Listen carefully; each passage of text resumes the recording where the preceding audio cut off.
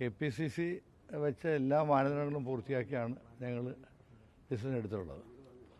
അപ്പോൾ അതിൽ ദീപ്തിക്ക് അതൃപ്തി ഉണ്ടെന്ന് മനസ്സിലാക്കുന്നു. പക്ഷെ അതിൽ കാര്യങ്ങൾ പരിശോധിക്കുമ്പോഴേക്കും ഞങ്ങളെടുത്ത തീരുമാനം ശരിയാണെന്ന വിശ്വാസക്കാരാണ് ഞാൻ. ഇല്ല, കോർ കമ്മിറ്റി കൂടി പല പ്രാവശ്യം കോർ കമ്മിറ്റി കൂടി ചർച്ചകൾ നടത്തി. എല്ലാവരും ഉണ്ടായിരുന്നു. അതിനുശേഷമാണ് കൗൺസിലർമാരുടെ അഭിപ്രായം എടുക്കണമെന്നൊരു ഡയറക്ഷൻ ഉണ്ടായിരുന്നു. അപ്പോൾ അവരുടെയും ഡയറക്ഷൻ എടുത്തതിന് ശേഷമാണ് KPCCയുമായും അതുപോലെ തന്നെ ലീഡർഷിപ്പായിട്ട് ആലോചിച്ചാണ് എടുത്തിട്ടുള്ളത്. ഈ കൗൺസിലർമാർ ദീപ്തിക്ക് പിന്തുണ അറിയിച്ചില്ല എന്നുള്ളതാണോ? അല്ല, അതൊന്നും പറഞ്ഞത് ശരിയല്ലല്ലോ. അല്ല, അഭിപ്രായം തേടിയിരുന്നു. എല്ലാവരുടെയും തേടിയിരുന്നു. ആ അഭിപ്രായം കൂടെ പരിഗണിച്ചാണ് ഈ ഡിസിഷൻ എടുത്തിട്ടുള്ളത്. ഭൂരിപക്ഷം ന്യൂനപക്ഷം അല്ലല്ലോ, നമ്മളിതിനകത്തൊരു പൊതുവായ സമന്വയം നോക്കുന്നത്. അപ്പം ഞങ്ങൾ പരസ്പരം ഇവിടെ അഭിപ്രായം എടുത്ത് അതുകൂടെ വെച്ച് സമന്വയത്തിൽ തന്നെയാണ് ഡിസിഷൻ വന്നിട്ടുള്ളത്. ഈ അജയ് തറയിൽ പറയുന്നത് ഗ്രൂപ്പ് മാനേജർമാർ കൗൺസിലർമാരെ ഭീഷണിപ്പെടുത്തി തലേദിവസം നടന്ന നാളെ രാത്രിയാണ്. അത് അദ്ദേഹത്തിൻ്റെ അഭിപ്രായമാണ്. അത് ശരിയല്ലെന്ന് മാത്രമേ എനിക്ക് പറയാറുള്ളൂ. അങ്ങനെ ആരും ഭീഷണിപ്പെടുത്തിയിട്ടില്ല. എല്ലാവരും സ്വതന്ത്രമുള്ളവരല്ലേ. കുറേ പേര് പഴയ ആൾക്കാരാണ്. വന്നിരിക്കുന്ന വനിതകളൊക്കെ വളരെ ക്വാളിഫൈഡാണ്. അവർക്ക് അവരുടെ അഭിപ്രായമുള്ളവരാണ്. അപ്പോൾ അവരവരുടെ അഭിപ്രായം പറഞ്ഞു. അതുമാത്രമല്ല, ഈ KPCCയുടെ വേറെ പരിഗണന പറഞ്ഞിട്ടുണ്ടല്ലോ. അപ്പോൾ അതെല്ലാം കൂടെ എടുത്താണ് ഡിസിഷൻ എടുത്തിട്ടുള്ളത്. അതുകൊണ്ട് പരിഭവങ്ങൾ ഉണ്ടാവാം. പക്ഷെ അതൊക്കെ പാർട്ടിയുടെ ഒരു വലിയ ഉത്തരവാദിത്തം ഏറ്റെടുക്കുന്ന അവസരത്തിൽ അവരിവിടെ ചിന്തിക്കണമെന്ന് മാത്രമേ എനിക്ക് അഭ്യർത്ഥിക്കാനുള്ളൂ. ഒരാളുടെ അനീതി കാണിച്ചെന്ന വിശ്വാസം എനിക്കില്ല. എല്ലാവരുടെ നീതി കാണിച്ചിട്ടുണ്ട്. ഇനിയിപ്പോൾ കമ്മിറ്റീസ് വരാൻ പോകുന്നു. അതിലും തീർച്ചയായിട്ടും ഒരു മാനദണ്ഡം അനുസരിച്ച് അത് ആ കമ്മിറ്റിയൊക്കെ വരുള്ളൂ. ദീപ്തി പ്രധാനമായിട്ട് പറയുന്നത് തന്നോട് ഈ തെരഞ്ഞെടുപ്പിന് മുൻപ് തന്നെ ലീഡ് ചെയ്യണമെന്ന് പറഞ്ഞു. മേയർ സ്ഥാനമൊക്കെ പ്രതിപക്ഷ നേതാവ് തന്നെ ഉറപ്പ് നൽകിയിരുന്നതാണ്. പക്ഷേ പിന്നീട് എന്ത് സംഭവിച്ചു എന്നുള്ള കാര്യത്തിൽ അറിയില്ല എന്നുള്ളതാണ്. അത് അദ്ദേഹം തന്നെ പറയണ്ടേ, എന്നോട് വെച്ച കാര്യമുണ്ട്. ഈ നേതൃത്വത്തിനെ എല്ലാം അറിയിച്ചതിന് ശേഷമാണ് ഒരു തീരുമാനത്തിലേക്ക് വരുന്നത്. കാരണം അവരോട് എന്തുകൊണ്ട് ആശയവിനിമയം നടത്തിയില്ല എന്നുള്ളതാണ് അവർ പറയുന്നത്. ഒരു ഘട്ടത്തിലും അവരോട് ചോദിക്കുകയോ അല്ലെങ്കിൽ ഇതുമായി ബന്ധപ്പെട്ട കാര്യങ്ങളൊന്നും ഞാൻ മനസ്സിലാക്കിയെടുത്തുള്ളത്, ഞങ്ങൾ ഒരുമിച്ചുള്ള കമ്മിറ്റി സംസാരിച്ചിട്ടുണ്ട്.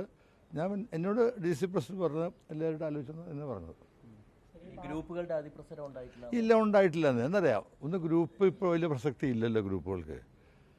ഗ്രൂപ്പുകൾക്ക് പ്രസക്തി ഇല്ലെന്ന് എൻ്റെ അഭിപ്രായം. പക്ഷേ അതിൽ ഒരുമിച്ച് വന്ന ജയമല്ലേ അത്. ഇത്രയും വലിയ ഗ്ലാമർ ജയം ഉണ്ടായതിനു ശേഷം അതൊരു കല്ലടിക്കുന്നത് ശരിയല്ലല്ലോ. എല്ലാവരും ഒരുമിച്ചിരിക്കേണ്ടതാണ്. എല്ലാവരുടെ താല്പര്യം സംരക്ഷിക്കപ്പെടും.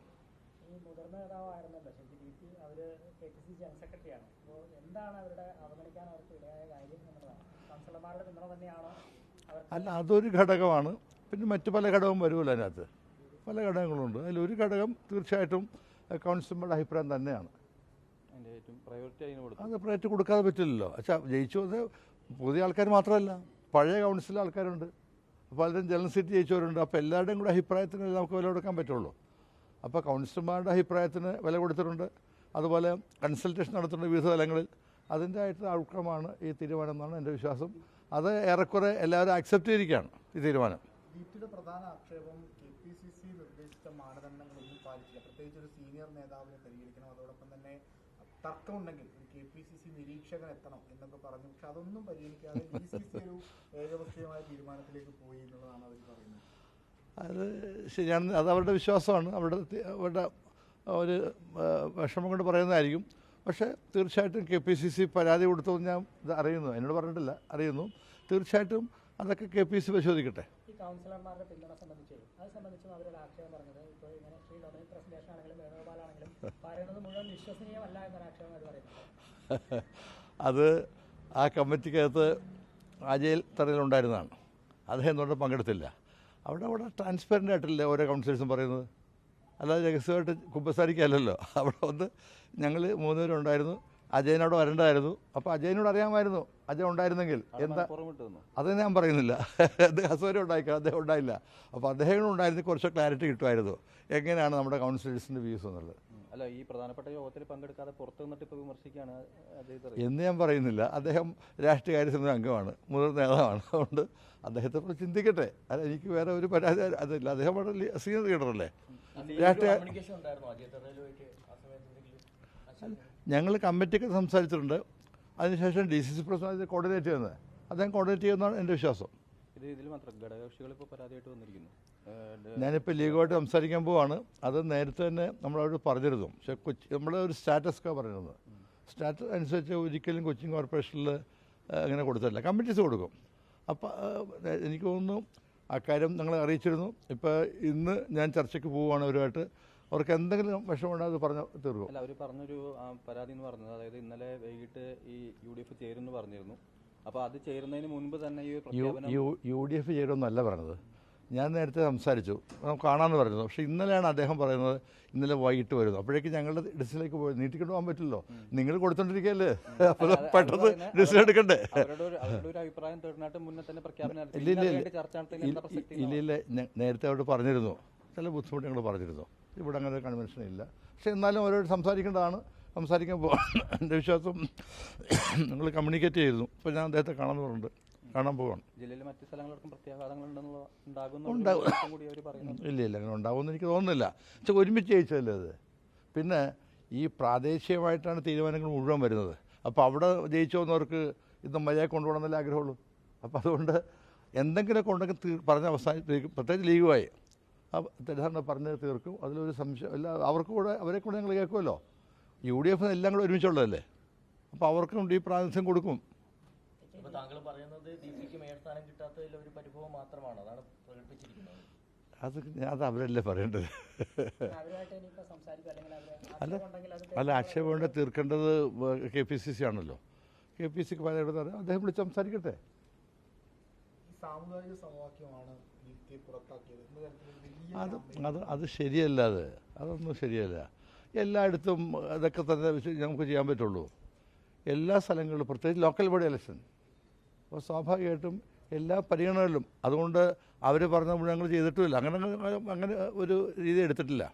ഇത് പാർട്ടി സ്ഥിരമായി ചെയ്യുന്നതല്ലേ ഇത്. അല്ല, മിനിമോളിനെ തിരഞ്ഞെടുക്കാൻ എന്തായിരുന്നു ക്രൈറ്റീരിയ, അല്ലെങ്കിൽ എന്തായിരുന്നു അവരുടെ ഒരു പ്ലസ് എന്നുള്ളതാണ് നമുക്ക് മനസ്സിലാക്കുന്നത്. അല്ല, അവർ 4 പ്രാവശ്യം കൗൺസിൽ അംഗമായിരുന്നു. മറ്റേ വിമൻസ് കോൺഗ്രസിൻ്റെ സംസ്ഥാന വൈസ് പ്രസിഡൻ്റാണ്. അപ്പോൾ സ്വാഭാവികമായിട്ടും അതും കൂടെ ഒക്കെ പരിഗണിക്കുമല്ലോ.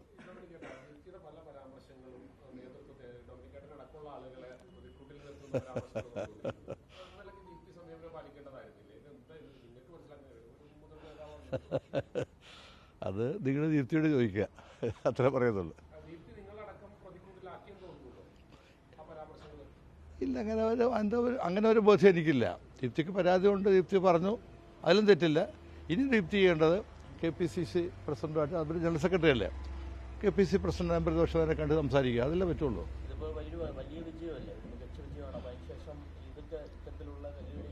ഉണ്ടാകാൻ പാടില്ലാത്തതാണ് ഞാൻ പറയുന്നത്. അങ്ങനെ ആരും ഉണ്ടാക്കിയതല്ലല്ലോ അത്. ഈ ആഗ്രഹങ്ങൾ എല്ലാവർക്കും വരും, പക്ഷേ തീരുമാനം ഒന്നല്ലേ വരുള്ളൂ. അപ്പോൾ അതുകൊണ്ട് അഡ്ജസ്റ്റ് ചെയ്ത് പോകുക എന്ന് മാത്രമേ എനിക്ക് അഭ്യർത്ഥിക്കാൻ. തർക്കമൊക്കെ മിക്കവാറും കഴിഞ്ഞല്ലോ. ഇപ്പോൾ 26-ാം തീയതി മേയർ ഇലക്ഷൻ നിങ്ങൾ അവിടെ കാണുമല്ലോ. അങ്ങനെ വലിയ പ്രശ്നം. അതായത് എനിക്ക് അഭ്യർത്ഥിക്കാനുള്ളത്, ഇത്ര വലിയൊരു ഗ്ലാമറസ് വിജയത്തിന് ശേഷം നമ്മൾ സംയമനം പാലിക്കുക. അപ്പോൾ ഞങ്ങളൊക്കെ ഒന്നും പറയുന്നില്ലല്ലോ. എല്ലാവരും സംയമനം പാലിക്കണം, പാർട്ടിയുടെയും മുന്നണിയുടെയും. ഇനിയിപ്പോൾ 3 മാസം എണ്ണിച്ചിട്ട് പോകണ്ട. അപ്പോൾ സ്വാഭാവികമായിട്ടും എല്ലാവരും ഒരുമിച്ച് പ്രവർത്തിച്ച ഇതേ വിക്ടറി തന്നെ അസംബ്ലി ഇലക്ഷൻ നമുക്ക് കൊണ്ടുവരാൻ കഴിയുമെന്ന വിശ്വാസം ഞങ്ങൾക്കുള്ളത്. അതുകൊണ്ട് എല്ലാവരും ഈ തീരുമാനമായി യോജിക്കണം എന്ന് മാത്രമേ എനിക്ക് പറയാനുള്ളൂ. എനിക്കറിയില്ല അദ്ദേഹത്തെ ചോദിക്കുന്നത്, എനിക്കറിയില്ല അതിനെക്കുറിച്ച്.